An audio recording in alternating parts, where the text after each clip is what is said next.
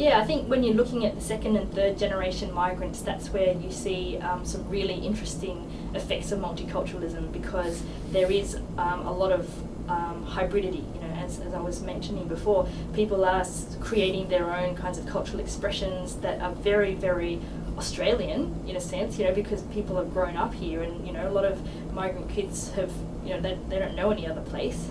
They might not even speak their parents' mother tongue. So, you know, the cultural expressions that they create are very Australian, but they're very sort of tinged with cultural practices and from their families. And I think that now we have this, you know, growth of the second and third generation migrants.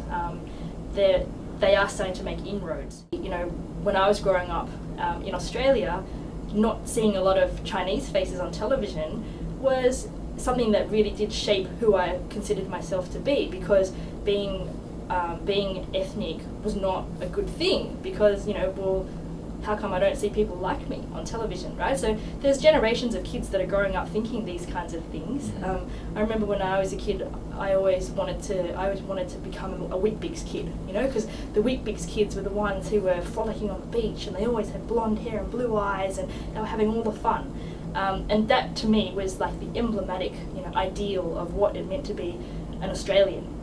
And I think that is still the case. You know, when you look at the latest tourism ads for Australia that are, you know, representing Australia to the world, you do see these pictures of, you know, the Crocodile Dundee type characters. There were a few token ethnic faces, you know, if you look at it, but they were very token. You know, so there is still, in terms of the national imaginary, there's still a core Anglo culture that is very, very much in place.